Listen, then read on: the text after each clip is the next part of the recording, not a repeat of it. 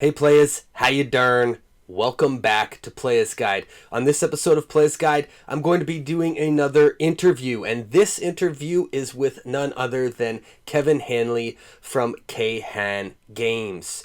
And we're going to be talking about some of the past games he's been working on, some of the new games he'll be working on, what's in store for the future of the homebrew scene and how it got to be where it is today.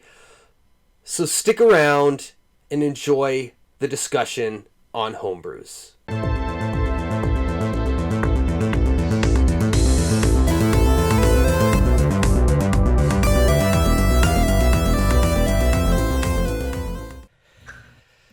Hey players, how you doing? I'm here with the K-Han Games. You might have read about him on such internet sites as IGN or possibly seen his games on such primetime television series as Pawn Stars.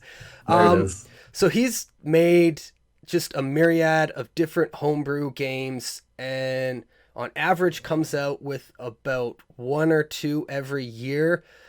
I think I have most of them. Netscape I know I don't have. I need to get that one. But we're going to talk more about homebrews in a minute. Now, my first introduction to homebrew games, I think the first homebrew I ever got, I could be mistaken, it could have been the second, but I'm pretty sure the first one I got was 8-Bit Xmas 2011 because I wanted a game that had blinking lights and Christmas music. Who doesn't want that? So I picked that up from RetroUSB, and the game that was on it was a dogfight, like a biplane dogfighting game. And at first, based on the screenshots, I'll be honest, I didn't think too much of it. But then I sat down and played it with some friends, and we had a blast. It was actually a lot of fun, and we played it for about an hour. So that was sort of my introduction to homebrews, and I was more than pleasantly surprised, and I knew of a lot of other homebrew games out there, so that piqued my interest. And that homebrew game was actually programmed by none other than Kevin.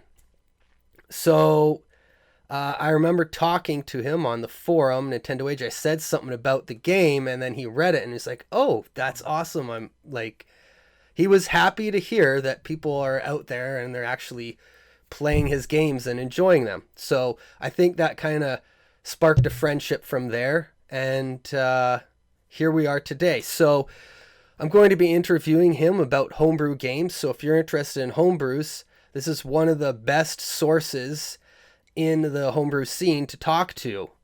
You know, a lot of people buy the 8-bit Christmas games, you know, for the lights or for the music or just for the collection of the 8-bit Christmas games. So it was nice seeing someone actually play it for that reason, but also when lists come out of people's favorite 8-bit Christmas game, that game never gets mentioned. So like, I've always sort of thought of that game as an underdog in the series. So any good thing I hear about it makes me happy. So thank you. So Kevin, that being said about my homebrew experience, can you recall what your first homebrew experience and what got you into the homebrew scene? Well, it's tough because, you know, when I joined Nintendo Age in 2007, the homebrew scene, you know, there wasn't a whole lot going on. At that point, there was nothing released in a widespread manner. Like, people made a couple early reproductions, and there was a guy, Chris Covell, who did a Scorched Earth type game, and he put some information on his website about how to make them yourself, make your own cartridge. So all that stuff was way beyond me, so I didn't really pay attention to it. But starting in 2008, some stuff in the community started happening. Brian from Retro USB started doing some tutorials on how to program for the system, and Al Bailey was releasing Sudoku, which was the first homebrew on the NES that was available to buy, from a website in whatever quantity you want. And there were just some games that just started slowly trickling out, not a whole lot. Chunk Out, I think, and Sudoku were the first two. Right around that time when Brian started putting out his tutorials on how to program, I had just moved to Texas. I had lost my job. The recession had just hit in the States, so no one was hiring. I was applying for jobs everywhere and just getting really depressed. So I found these tutorials, started reading over them, just kind of got hooked because it was a challenge. It was something for me to focus my brain on. So I just stuck with that, asked Brian ridiculous questions because I had zero programming experience at that time. So I'm sure I must have been super annoying, but he's the most patient person in the world. He answered every question I had, even if I didn't know how to word it. And just over time, I slowly learned the ropes. And eventually with Brian's help and James Todd's help, who programmed Chunk Out 2, the three of us sort of put out Frogger together, the first game that I published under my name. But I'll be honest, I'm sure I might have programmed half of it, but without their help, it would have not have gotten done. And just over time, I kept at it, learning new tricks here and new skills there, and I haven't stopped. Okay, so I got another question for you. Had you heard of Solar Wars? That's the game I was trying to think of. When I said the Scorched Earth type game, it was Solar Wars. Okay. That was the game that he put on his website and put instructions on how to build your own cartridge. So as far as I know, from my understanding, Solar Wars was the first NES homebrew to be released on a physical cartridge anyways. And then that game was actually put later onto Garage Cart, and Garage Cart is recognized by many as the first officially released homebrew because the cartridges are numbered. Yeah, so I don't know that Solar Wars can be considered released because he only put instructions on how to make your own. He never built them and sold them. And Garage Cart was sold in a very finite quantity. I don't remember the number, like 33 or something, like a low number. So homebrews had come out, but they were not widely released. You couldn't go to a website and purchase it through a marketplace, that type of thing. Okay.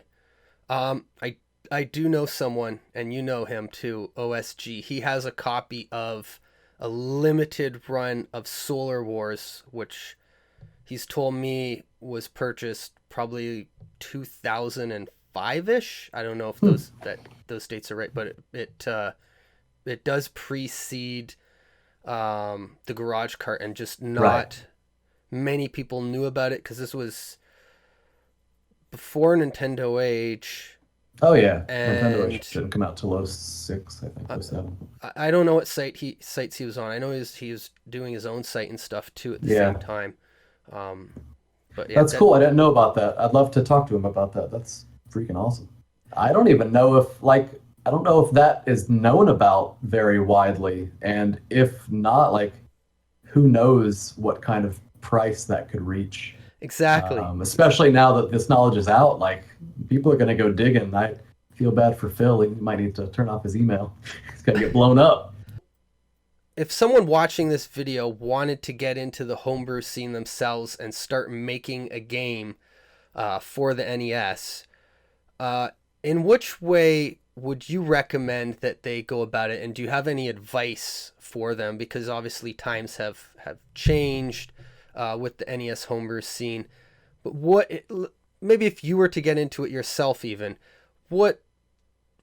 in what way do you think someone could approach it now? Well, current day is different than 10 years ago, 12 years ago.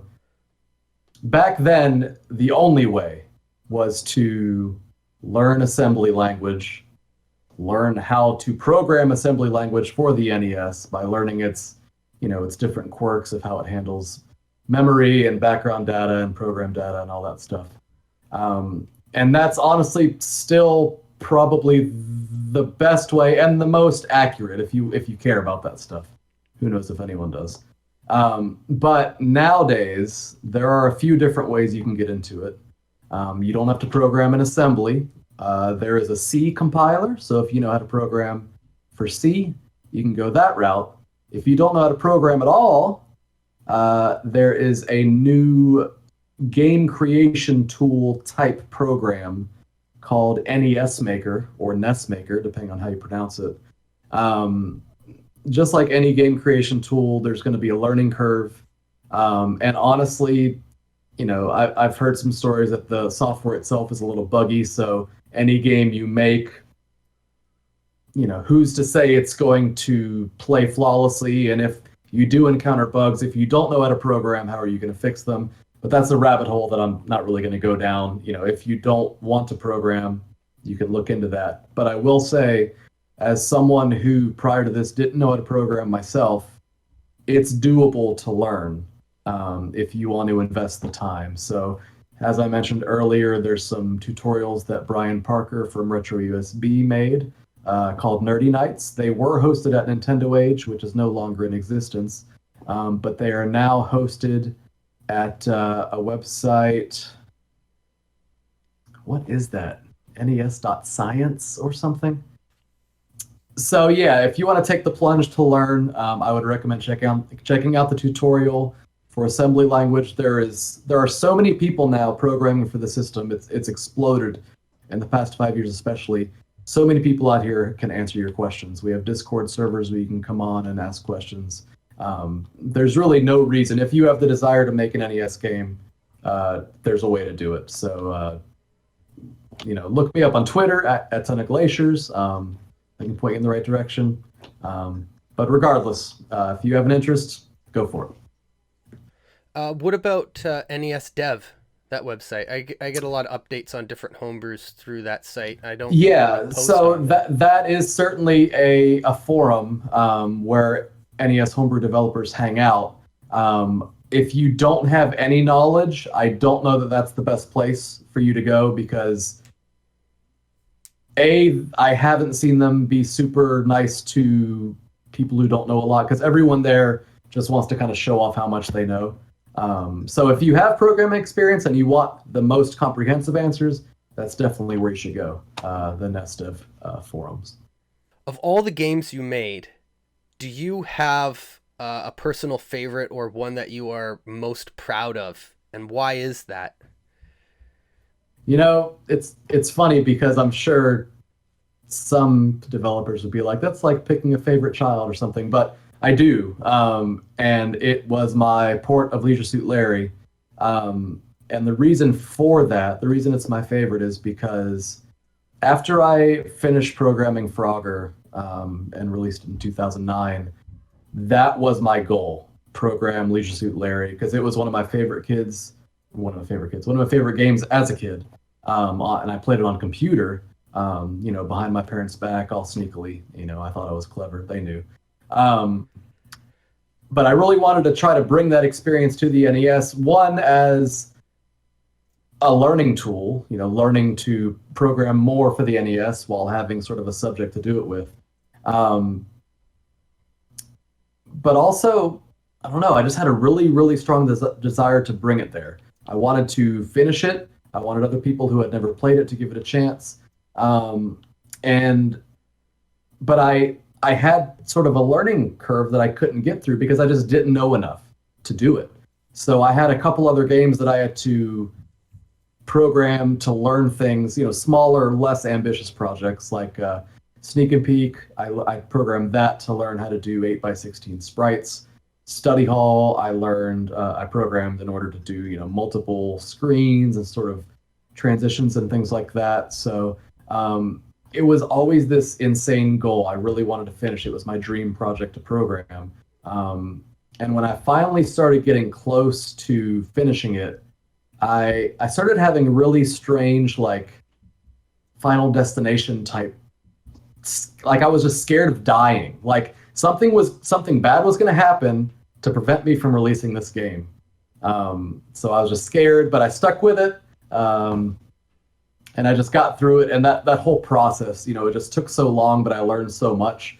So knowing that I accomplished what at that time was my most ambitious goal, that's why that game personally is my favorite and most special to me. Amazing.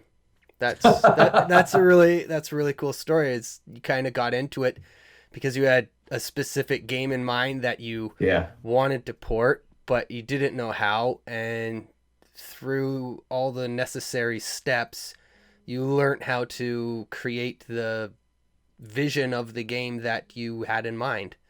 Yeah. And I introduced a lot of people to it, which is sort of a bonus. I just wanted to do it, but the fact that so many people played it, and not only that, like, it's my most requested game. It's been sold out numerous times, but I still get at least 10 messages a month. Is there any way I can still buy this? Like, people are still finding it, still wanting it, and the fact that people love it so much, I mean, it's the best feeling as a developer for sure. Speaking of Leisure Suit Larry, that game got quite a bit of exposure on various websites. IGN was one that I noticed had it featured. Um, Also, you recently had a game that you made that was commissioned for Pawn Stars. And there's been a lot of other NES homebrews and just homebrew games in general. Like there was the Jay and Silent Bob game released by Limited Run Games that got quite a bit of mainstream exposure. Now, how has this affected the homebrew scene? Oh, it's huge. There have been a few milestones, I think, that have brought influx of people into the NES homebrew scene. I think, as you mentioned, the IGN video of Larry, um, it got viewed a stupid number of times, and I'm sure 95% of the people who watched that video prior to that had no idea NES homebrew existed. And I'm sure 50% of them don't care at all because they're just into modern games. But that alone brought a lot of people into looking at what's going on, and some of those people have stuck around. The next major milestone I can think of is the Micromages Kickstarter. They made a video for Micromages to go along with their Kickstarter showing how they crammed all of the data from that game into 48 kilobytes. And that video went viral. Like, it was viewed, I don't want to say a million times, but maybe it was a million times. It was an outrageous amount. So I mean, that game on Kickstarter raised a ton of money. Then I moved to Indiegogo, raised a ton more money. So that brought way more people than were ever in the homebrew scene into the homebrew scene, because they're like, oh, people are making games for the NES. Oh, I wonder if there's other games. So once they get in and see that it exists, they start poking around, following some other developers, and looking into some other games, which has been great. How did Pawn Stars come about?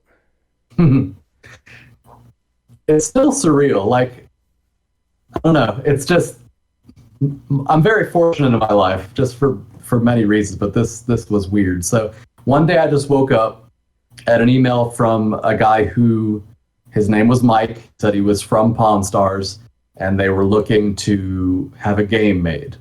And I thought it was a joke, honestly, because I've been a fan of Pawn Stars to some degree, I want to say, for 10 years. Like, I watched it religiously probably 10 to 5 years ago, in that span, but I've kept up with watching a few episodes here and there every month.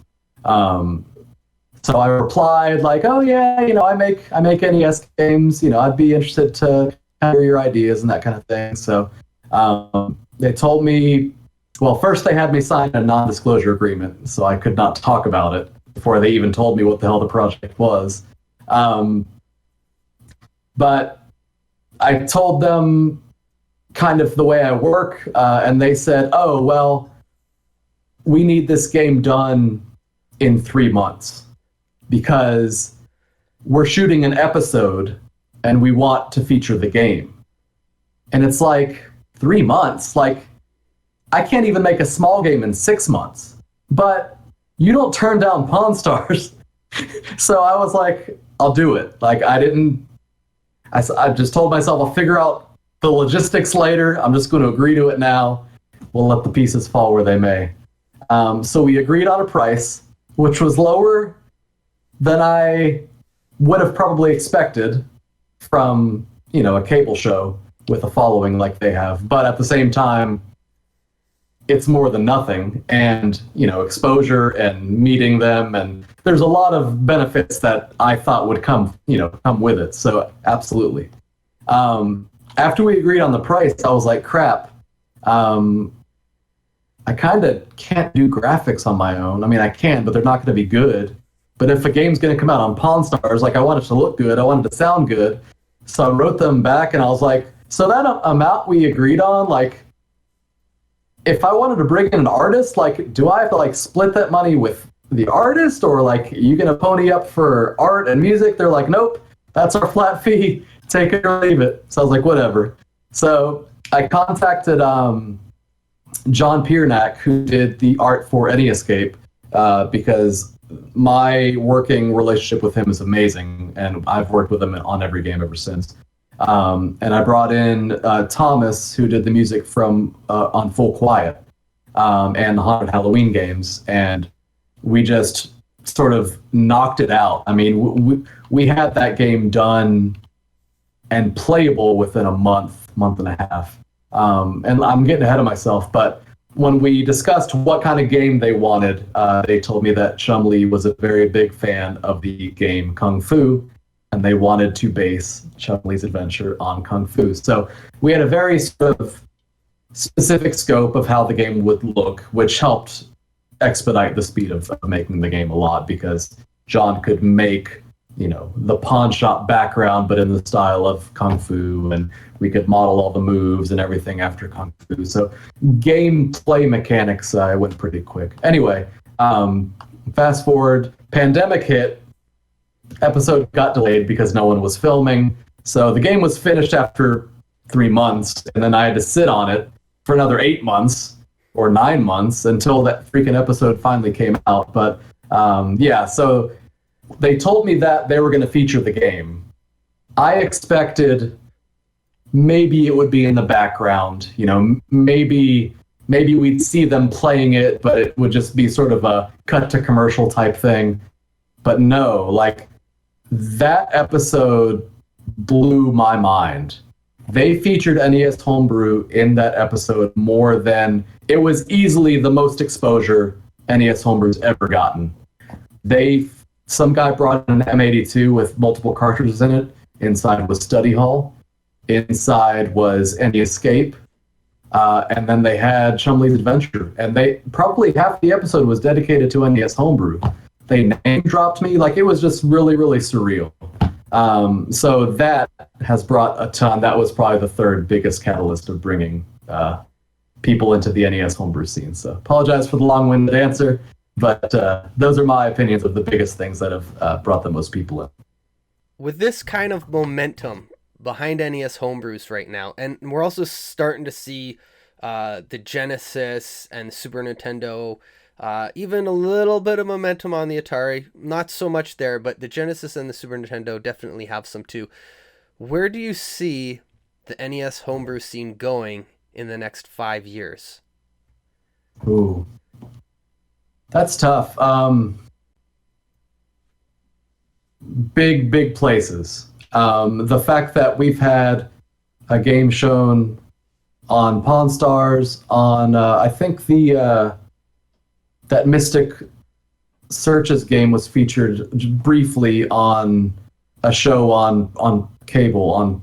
I don't remember the name of the show. Anyway, point being, big things keep happening, and they're happening more and more. As more huge projects come out and more people get exposed, the more potential clients are going to be coming in asking. So right now, honestly, the sky's the limit. I think every NES Homebrew that comes out that you're going to hear about for the next 5 years is going to be top tier, at least top 50 licensed quality from the licensed era of the system. It's just going to be amazing, the stuff that's coming out. Also, they're starting to develop some Wi-Fi internet capabilities for the NES. So when these games start going online, who the hell knows where we go from there? You know, we have turn-based easy games like cards or chess, but then you have live action beat 'em up type stuff that we didn't think would be possible because the system's too slow. But you can see with Super Tilt Bros, he has that game right now running online. He played from Canada, one person, France, another person. It's a battle game, zero lag. Like, they're doing amazing things. So in that realm, there's going to be huge things, but also not even NES specific. Super Nintendo is coming and coming strong. For the longest time, people thought the Super Nintendo was just going to be too ambitious. You know, there's so much more involved. The leap from 8-bit to 16-bit is pretty big in programming scope, in asset scope. People just thought it was too much for a single person to tackle, but we're starting to see some pretty high quality stuff coming from Super Nintendo too. So who knows where that's going to go? I think that's going to be the next huge thing. Okay, so that's what the homebrew scene may have in store. But Kevin, you're involved with a podcast, The Assembly Line, with Soul Goose Productions, Bo, which I listen to. And you frequently have different homebrewers. I'll put a link in the description below so people can go listen to that and check that out. You also release a yearly calendar, and you're doing 1 to 2 homebrews a year. So what can we expect from Kahan Games in the near future? And do you have any long-term goals that you hope to achieve? Saying that I released 2, I think that's any year that I've released 2 homebrews has been a fluke. I don't know that that's going to be a thing, but I do always have a lot going on. We're going to continue with the podcast. Bo recently got some better internet, so we're going to be releasing more Assembly Line episodes more frequently, which is going to be nice. We just finished a game together. We did a game jam type thing where he drove down to Florida from Michigan. We spent 10 days doing nothing but making a game from start to finish without any pre-planning, which was a fun experience. That game is going to be shipping soon. It's unfortunately not able to be purchased anymore. It was sort of a, hey, you can buy this before you know what it is if you want to do this fun thing with us. And after we close off orders, we'll announce what it is. So unfortunately, those sales are closed, but maybe you'll be able to buy it resale. Anyway, that's coming out. But my main focus right now is a cyberpunk game called Courier that I'm doing with John, who did the art for Any Escape and Chumley's Adventure. It's actually his baby. It's his brainchild. It's sort of a game that he's always wanted to make since he was young. So he has all these ideas in his head, and we're bringing them to life. He's finished with all the art. I've built the entire map, which is big. It's sort of a Zelda perspective style as far as what you're seeing on the screen, but it's set in a futuristic cyberpunk world. Hacking, pickpocketing, lots of, just cyberpunk type stuff. It's really, really cool. So we're hoping to finish that, hopefully have the game playable this year. Probably won't release it until next year. Who knows? It might be sooner. We're working pretty fast. Once we get motivated, things tend to take shape pretty quick. So I have that. I also have this guy Jordan doing art for a port that I want to do of the original King's Quest, the PC game. He is about 80% done with that art. So that once I have all that and Courier's done, I'm going to just jump into that, knock that game out. So those right now are my near goals. I also have Unicorn, my online NES game, that the game itself is 99% done, but I'm still working out the online part of it. That takes modern programming, which I am learning, but I'm not quite there. So having to figure that out is slow going. So there's that to look forward to. I think that's all the major things that I have lined up. So I'm going to be busy for a little while. But all projects that I'm passionate about. So I think people are going to be pretty happy. So for those people watching this right now who maybe they don't have any homebrews, or maybe they've only heard of homebrews just through Playas Guide or from wherever, if you were to recommend 5 homebrew games for people to go out and purchase, download, if possible, get a physical cartridge, um, how would you recommend people get into playing homebrews? Ooh, man, you ask good questions. These are tough. Um, there are so many homebrews out of different varying genres now that it's tough to recommend specific ones without knowing people's what they're into. But the obvious ones that I can think of are that are going to give the best indication of sort of the quality of homebrew games, which is really, really high now. Battle Kid, which is a sort of tough as nails platform. It's like a puzzle platformer.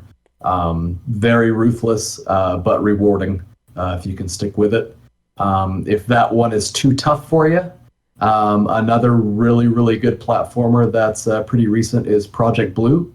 Um, all of these, I believe, can be downloaded digitally if you can't find a cartridge. I think Battle Kit's available on like AliExpress because they released it overseas. Somehow that game suddenly became big overseas. But and Project Blue, I'm sure you can still buy a cartridge of. But all of these that I'm mentioning are going to be available in one way or another.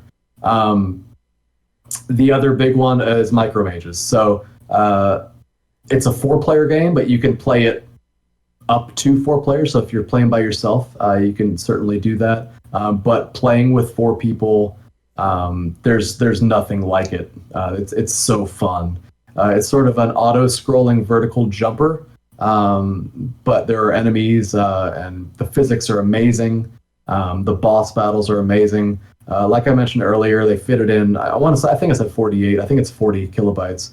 All the compression techniques they used are incredible, but that won't mean anything to you unless you're a programming nerd. But the bosses in that game are amazing. And just the amount of stuff they crammed into 40 kilobytes is insane. So those are the big 3 that I would recommend off the top. Without knowing what genres you're into, it's hard to recommend past that. But if you're into point and clicks, definitely my Leisure Suit Larry port. If you're into puzzle games, my NES Escape. It's an escape room type game. If you're into real-time strategies, Armed for Battle. I mean, I could go on all night, but there's so many good games. I just recommend like looking up a YouTube video. I'm sure you have plenty, Ted, that you've released, sort of displaying the best that the homebrew community has to offer. So the information's out there. Just go digging. All right. Well, thank you so much for your time, Kevin, and this interview. I hope you've been able to educate many of the viewers here on a little bit of the insights of the homebrew scene, what it takes to make a game, how you could get into making your own games, and what games and options are now out there, and where homebrews are going in the future. So I will have Kevin's podcast, The Assembly Line, linked below, and his website if you're interested in any of the games that he's mentioned. And as he mentioned, Playas Guide has quite a few videos covering different homebrews. So if you'd like to see more of what's out there, I'll have linked at the end of this video some of those episodes. Awesome. Thank you so much for having me, Ted. This was a lot of fun. I hope you enjoyed this week's interview. If you did, I do plan to do more interviews like this in the future for the channel within the retro gaming and collecting community and different influential voices within it. Now, I previously did one with Doug from Video Game Sage, so I'll put a link at the end of this video so you can check that out. If you do like these type of videos, let me know in the comments below. Give them a like, and please consider subscribing to the channel. You can also find Playas Guide on Twitch Instagram, and Twitter. On Twitch, we're offering daily retro gaming content with the highest quality streamers available on Twitch. You can also join the Playas Guide Discord below. And if you want to hear more from Kahan, he has a podcast, The Assembly Line. That'll be linked below, as well as his store where you can go and buy some of his games. That's it for this week. Playas Guide wants to be your source for retro gaming and video game collecting. But until next week, later, Playas.